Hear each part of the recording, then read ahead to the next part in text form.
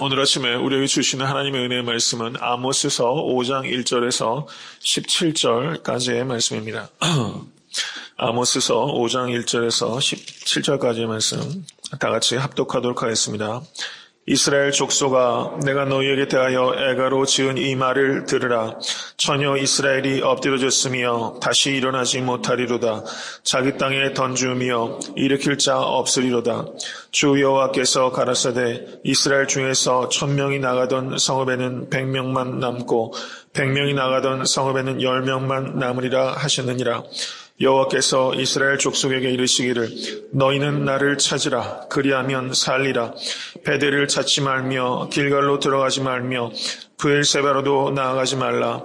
길갈은 정령 사로잡히겠고 베델은 허무하게 될 것임이라 하셨나니 너희는 여호와를 찾으라. 그리하면 살리라. 염려컨대 저가 불같이 요셉의 집에 내리사 멸하시리니 베델에서 그 불들을 끌 자가 없을까 하노라. 공법을 인진으로 변하며 정의를 땅에 던지는 자들아, 묘성과 삼성을 만드시며 사망의 그늘로 아침이 되게 하시며 백주로 어두운 밤이 되게 하시며 바닷물을 불러 지면에 쏟으시는 자를 찾으라. 그 이름이 여호와시니라. 저와 강한 자에게 호련히 패망이 임하게 하신즉 그 패망이 산성에 미치느니라. 무리가 성문에서 책망하는 자를 미워하며 정직히 말하는 자를 싫어하는도다. 너희가 가난한 자를 밟고 저에게서 미래에 부당한 세를 취하였은즉 너희가 비록 다듬은 돌로 집을 건축하였으나 거기 거하지 못할 것이요 아름다운 포도원을 심었으나 그 포도주를 마시지 못하리라. 너희의 허물이 많고 죄악이 중함을 내가 아노라. 너희는 의인을 학대하며 뇌물을 받고 성문에서 궁핍한 자를 억울하게 하는 자로다. 그러므로 이런 때에 지혜자가 잠잠하나니 이는 악한 때임이니라. 너희는 살기 위하여 선을 구하고 악을 구하지 말지어다. 만군의 하나님 여호와께서 너희의 말과 같이 너희와 함께 하시리라. 너희는 악을 미워하고 선을 사랑하며 성문에서 공의를 세울지어다. 만군의 하나님 여호와께서 혹시 요셉의 남은 자를 긍휼히 여기시리라. 그러므로 주 만군의 하나님 여호와께서 말씀하시기를 사람이 모든 광장에서 울겠고 모든 거리에서 오호라 오호라 하겠으며 농부를 불러다가 애곡하게 하며 울음군을 불러다가 울게 할 것이며 모든 포도원에서도 울리니 이는 내가 너희 가운데로 지나갈 것임이니라. 이는 여호와의 말씀이니라. 아멘. 이는 여호와의 말씀이니라. 믿으십니까?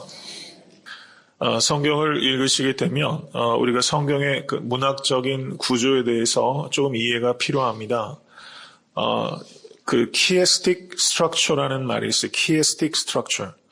이것을 우리말로 굳이 번역하자면 교차 대꾸법이다 이렇게 말할 수 있어요. 예전에 국어 시간에 배웠던 문법 같은 게 좀 생각이 나실 거예요. 교차 대꾸법. 그 미술 시간에 여러분 대깔꼬만이라는 거 혹시 기억나십니까? 종이 한쪽에 물감을 찍어서 딱 포개면 반대편에 똑같이 이제 찍히게 되는 거잖아요. 이게 미술로 말하면 이 대깔꼬마니처럼 이 교차 대꾸법이라는 것이 5장 1절부터 17절까지가 이렇게 A는 A-와 상응하고 B는 B-와 상응하고 C는 C-와 상응하는 내용이 대깔꼬마니처럼 있다는 겁니다. 이렇게 교차 대꾸법. 그럴 경우에 A, A-B, B-C, C-면 가운데 D가 있는데 그 D가 강조하려는 핵심이 D에 위치하는 게 키에스틱 스트럭처예요. 이걸 교차 대꾸법이라고 합니다. 이런 문학적 양식이 사실상 굉장히 많이 있어요. 그 노아의 홍수 사건도 이런 키에스틱 스트럭처로 이루어지고 있어요. 홍수가 물이 불어나는 기간과 물이 빠지는 기간이 교차적으로 이루어지고 그 교차 대꾸법의 핵심이 그 창세기 8장 1절에 하나님께서 노아를 권념하사 바로 거기에 핵심이 있게 되는 것이거든요. 마가복음 2장 1절에서 3장 6절까지를 보셔도 마가복음 2장 1절 3장 6절까지는 5가지 그 controversial story, 그 논쟁적인 이야기가 나타납니다. 그래서 2장 1절부터 12절까지가 그 예수께서 죄를 사하시는 권세, 중풍병자를 고치시면서 소자야 내 죄가 사함을 입었느니라 라고 말씀하셨을 때 그 죄를 사하는 권세에 대해서 서기관들이 의논하는 장면이 나옵니다. 그런데 3장 1절에서 6절까지는 그 안식일에 손 마른 자를 고치는 사건 이야기가 나타나요. 이 두 가지가 대꾸를 이루게 되고 그 다음에는 레위를 부르는 장면과 안식일에 그 이삭을 줍는 장면이 나오는 것이 2장 후반절, 이 두 가지가 서로 대꾸를 이루게 되고, 이 가운데 2장 중간에 그 핵심이 놓이게 되는 것이거든요. 제가 마가복음을 좀 이렇게 깊이 강의할 기회가 있으면 성경 공부나 그 부분을 좀 다시 좀 말씀을 드리겠지만, 이런 키에스틱 스트럭처가 있을 때 그 핵심은 포인트가 가운데에 오는 거예요. 이런 문법적인 양식을 어느 정도 이해를 하면, 물론 그걸 찾기가 쉽지 않지만 성경을 이해하고 해석하는데 상당한 도움을 얻을 수 있다. 이런 얘기를 좀 말씀을 드립니다. 오늘 말씀을 한번 그 키에스틱 스트럭처로 한번 그 분석을 해보겠습니다. 5장 1절 3절을 한번 보십시오. 거기에 보시면 이스라엘 족속아 내가 너희에게 대하여 애가로 지은 이 말을 들으라. 처녀 이스라엘이 엎드려졌으며 라고 말하면서 이 3절까지의 내용은 이스라엘의 패망에 대한 애가가 기록되어 있어요. 여기에 대꾸를 이루는 것이 16절과 17절입니다. 거기 한번 보십시오. 그러므로 주 만군의 하나님 여호와께서 말씀하시기를 사람이 모든 광장에서 울겠고 모든 거리에서 오호라 오호라 하겠으며 농부를 불러다가 애곡하게 하며 울음꾼을 불러다가 울게 할 것이며 그리고 뒤에 17절이 이루어집니다. 이렇게 1절에서 3절, 16절, 17절이 서로 대꾸를 이루게 되는 것이고 그 다음은 4절에서 6절 한번 보십시오. 다 읽지는 않습니다. 4절에서 보시면 너희는 나를 찾으라 그리하면 살리라. 6절을 보십시오. 너희는 여호와를 찾으라 그리하면 살리라. 여러분 믿으십니까? 여호와를 찾으라 그리하면 살리라. 여러분 살 길이 막막할 때가 이민생활하다 보면 많이 있으시잖아요. 여호와를 찾으라 그리하면 살리라. 여러분 이 말씀 붙잡으시기 바랍니다. 이 말씀과 대꾸를 이루는 것이 14절에서 15절 말씀이에요. 여호와를 찾는다는 말씀을 어떻게 풀고 있느냐. 너희는 살기 위하여 선을 구하고 악을 구하지 말지어다. 이 대꾸가 이루어지는 것이라는 것을 이해하시겠죠. 여호와를 찾는다는 의미를 어떻게 풉니까? 선을 구하고 악을 구하지 말지어다. 너희는 악을 미워하고 선을 사랑하며 성문에서 공의를 세울지어다. 이렇게 서로 대꾸를 이루게 되는 것입니다. 그 다음에 말씀이 7절 말씀을 보십시오. 7절 말씀. 공법을 인진으로 변하며 정의를 땅에 던지는 자들아 라고 말하면서 injustice, 불의에 대해서 말합니다. 불의. 그런데 여기에 대꾸하는 본문이 10절부터 13절의 말씀이에요. 제가 다 읽지 않습니다. 10절만 보십시오. 무리가 성문에서 책망하는 자를 미워하며 정직히 말하는 자를 싫어하는도다. 너희가 가난한 자를 밟고 저에게서 미래 부당한 세를 취하였은즉 등등등 이렇게 되는 겁니다. 7절과 10절에서 13절이 이렇게 서로 교차 대꾸가 되는 거예요. 간단히 다시 한번 말씀을 드립니다. 1절에서 3절과 16절과 17절이 대응하고 7절과 10절에서 13절이 대응하게 되고 4절에서 6절 그리고 14절과 15절이 대응합니다. 그러면 핵심이 어디에 놓여요? 8절과 9절이 핵심적인 이 가르침의 핵심이 8절에서 9절에 놓이는 거예요. 8절과 9절을 보십시오. 같이 읽습니다. 묘성과 삼성을 만드시며 사망의 그늘로 아침이 되게 하시며 백주로 어두운 밤이 되게 하시며 바닷물을 불러 지면에 쏟으시는 자를 찾으라. 그 이름이 여호와시니라. 저가 강한 자에게 호련히 패망이 임하게 하신즉 그 패망이 산성에 미치느니라. 하나님이 누구신지를 말하고 있어요. 하나님에 대한 찬미입니다. 이것이 이 부분의 핵심으로 자리 잡는 거예요. 다소 생소한 말씀이지만 여러분 오늘 본문 한번 읽으실 때 어떠셨어요? 이게 도대체 무슨 말씀인지 난해한 본문이라고 할 수 있어요.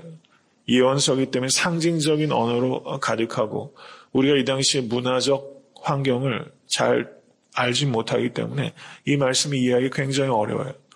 그럴수록 우리가 문학적인 어떤 스트럭처에 대한 이해가 좀 필요하다는 것을 제가 말씀을 드리는 겁니다. 구조에 대해서 이 정도 말씀을 드리고 오늘 내용에 대해서 말씀을 드립니다. 아모스가 예언할 때가 언제였는가? 이것은 북이스라엘이라는 나라가 북이스라엘과 남유다로 갈린 후에 이 북이스라엘의 지금 아모스가 예언할 때가 북이스라엘이 경제적으로 군사적으로 최고의 절정을 이루고 있을 때였어요. 솔로몬 이래로 지금 가장 나라가 번영하고 있을 때입니다. 그때 이 예언의 소리가 들린 거예요. 외면적으로는 국력이 최고로 성장하고 활력이 넘쳐 보일 때였어요. 농사는 잘 돼서 사람들이 그 얻은 돈으로 별장을 사고 큰 맨션에 살 수 있었을 때입니다. 그리고 곳곳에 요새를 세워서 국방력을 튼튼히 하고 있을 때였어요. 종교적으로도 굉장한 활동이 왕성하게 이루어지고 있을 때입니다. 그야말로 정말 태평성대를 이루고 있을 때라고 볼 수 있습니다. 이것은 세상적인 역사자들이 보는 관점이에요. 세상사가들은 이때가 최고의 절정기라고 왕의 치세를 아마 찬양하는 걸 썼을 거예요. 그런데 그것은 세상이 보는 것이다 라는 거예요. 하나님께서 보시는 것은 전혀 다른 것이다 라고 말하는 겁니다. 외형적으로 볼 때는 하나님의 축복을 누리는 것처럼 보이지만 사실상은 그렇지 않다. 이것이 아모스의 말입니다. 그래서 1절에서 3절의 말씀을 보십시오. 2절 3절 있습니다. 처녀 이스라엘이 엎드려졌으며 다시 일어나지 못하리로다. 자기 땅에 던지우며 일으킬 자가 없으리로다. 처녀 이스라엘이 넘어지게 될 것이다. 그런데 희망도 없다. 다시 회복되지 못할 것이다. 이스라엘은 이렇게 끝이다 라고 말하고 있어요. 나라가 최절정을 달릴 때 아모스의 이 말이, 여러분 한번 이스라엘 백성이라 한번 생각해 보십시오. 일단은 이건 너무 이상한 말이에요. 두 번째는 너무 거슬리는 말입니다. 너무 이상하고 거슬리는 예언을 지금 아모스를 통해서 하나님께서 주고 있다는 거예요. 여러분 이스라엘 백성이 이 말을 들을 수 있겠습니까? 이것을 우리가 깊이 생각해야 하는 것입니다. 16절과 17절 여기에 대응하는 말씀을 보시면 거기에 이렇게 말씀합니다. 만군의 주 만군의 하나님 여호와께서 말씀하시기를 사람이 모든 광장에서 울겠고 모든 거리에서 오호라 오호라 하겠으며, 광장과 거리는 도시를 말하는 거예요. 도시의 사람이 울겠으며 농부를 불러다가 애곡하게 하며 울음꾼을 불러다가 울게 할 것이며, 이거는 들판에서 울게 될 것이며 전문적인 호국꾼들까지도 울게 될 것이며 모든 포도원에서도 울리니 이는 내가 너희 가운데로 지나갈 것임이니라. 이는 여호와의 말씀이니라. 예외 없이 모든 사람이 애통하게 될 것이다 라고 이렇게 말씀하고 있다는 것입니다. 이것을 보면서 우리에게 적용할 수 있는 것은, 여러분 이 현대사회가 누리고 있는 번영은 역사상 이런 번영이 없었어요. 독재다 자유다 등등 보는 관점에 따라서 여러 가지 이야기들이 갑론을박이 있을 수 있어요. 그렇지만 인류 역사 전체를 한번 따져보십시오. 이런 자유가 어디 있었고 이런 번영이 어디 있었어요. 제가 일전에 설교 말씀 전할 때 한번 이야기를 했지만 이기봉 씨, 진짜 하늘의 새도 떨어뜨리는 최고의 권력자 아닙니까? 이기봉 씨의 데모대가 들어가서 냉장고를 열었더니 거기에 고작 있었던 것이 코카콜라 있었다는 게 그 당시에 매스컴을 장식할 정도로 최고의 권력자가 마셨던 게 코카콜라였거든요. 지금 몇십 년 지났을 때 그거 누가 먹습니까? 건강에 좋지 않다고 먹지 않을 정도의 지경이잖아요. 우리는 사실은 굉장히 많은 번영을 누리고 있어요. 우리가 누리고 있는 이 번영의 시대에 심판에 대해서 이야기를 하면 사람들이 잘 듣지 않습니다. 무관심합니다. 그리고 싫어합니다. 세상 사람들뿐만 아니라 성도들조차 심판에 대해서 전하는 메시지에 대해서 달궈하지 않아요. 일주일 동안 이민 생활에서 피곤하고 지쳐 있어서 죄에 대해서 말하는 것을 목회자들이 꺼리는 경우가 굉장히 많이 있어요. 여러분 성도의 기쁨은 무엇입니까? 죄사함의 기쁨이에요. 죄사함의 기쁨이에요. 우리가 얼마나 본질상 진노의 자녀였는지, 그러나 이제는 하나님의 자녀가 된 것을 말하기 위해서 우린 죄에 대해서 얘기할 수밖에 없어요. 그리고 어떤 것이 최고의 복입니까? 하나님께 가까이 가는 게 최고의 복이에요. 주께 가까이 하는 자가 복이 있도다. 이 세상에서 가장 성공적인 인생은 무엇입니까? 내 지위가 올라오고 내 이름이 높아지고 내 소유가 높아지는 데 있는 것이 아니라 그리스도를 닮아가는 게 최고의 성공적인 인생이에요. 믿으십니까? 여러분 이것을 말해야 돼요. 하나님께서는 우리에게 복 주시기 원하십니다. 믿으십니까? 그런데 이 복이 세상적인 현세적인 복과는 많이 다른 거예요. 이것을 깨달아야 돼요. 이스라엘 사람들의 이 종교 행태의 문제는 무엇인가? 그들의 기복적인 종교였다는 거예요. 기복적인 종교란 무엇인가? 그것은 복을 구하되 하나님을 구하지 않는 것을 기복적인 종교라고 하는 것입니다. 블레싱을 구하지만 블레서를 구하지 않아요. 복을 구하지만 복을 주시는 하나님께는 관심이 없어요. 하나님이 그저 산타클로스로 있는 것입니다. 하나님과의 인격적인 만남을 원하지 않아요. 그것을 기복적인 종교라고 하는 것입니다. 여기에서 한번 보십시오. 4절과 5절 말씀을 보십시오. 5절 말씀 먼저 보시기 바랍니다. 베델을 찾지 말며 길갈로 들어가지 말며 브엘세바로 나아가지 말아라. 여러분, 이 말 뜻은 무엇입니까? 베델과 길갈과 브엘세바는 이스라엘의 성지예요. 성지에 가지 말아라 라는 거예요. 너희들의 그 성지를 왜 가느냐? 성지에 가면 복 받겠다 생각하는 것 때문이 아니냐? 성지에 가면서 나를 찾지 않는구나. 하나님께서 그렇게 말씀하시는 거예요. 4절 말씀을 보십시오. 너희는 나를 찾으라. 그리하면 살리라. 너희들이 베델과 길갈과 브엘세바로 가는 이유가 무엇이냐? 복을 찾기 위해서가 아니냐? 그렇지만 너희가 나를 찾지 않는구나. 이렇게 말씀하는 거예요. 종교적으로 볼 때는요. 이곳 성지, 저곳 성지, 이곳 성지, 이 기도원, 저 기도원, 이런 집회, 저런 집회, 영성훈련, 온갖 그런 데를 쫓아다녀요. 그런 게 나쁘다는 게 아니라요. 여러분, 그런 데를 열심으로 쫓아다니면서 외형적으로는 종교적으로, 영적으로 깊어 보이는 것 같지만 그 중심이 하나님을 찾지 않을 수 있다는 것을 지금 말씀하고 있다는 거예요. 이 외식, 자기 기만에 빠질 수 있어요. 나는 브엘세바도 가고 길갈도 가고 베델도 가지 않습니까? 이렇게 말할 수 있다는 것입니다. 그렇지만 하나님께서는 우리의 중심을 아셔서 그렇지만 너희가 나를 찾지 않는구나 이렇게 말씀하신다는 겁니다. 여러분, 우리의 속을 한번 깊이 생각해 보세요. 우리가 무슨 마음으로 하나님께 나오고 있는지를 생각하셔야 됩니다. 하나님은 아신다는 거예요. 내가 왜 신앙생활을 하고 있는가? 내 이름을 위해서인가? 내 영광을 위해서인가? 아니면 하나님의 이름과 영광을 위해서인가? 이것을 하나님께서는 아신다는 것입니다. 14절의 말씀을 보십시오. 14절의 말씀. 너희는 살기 위하여 선을 구하고 악을 구하지 말지어다.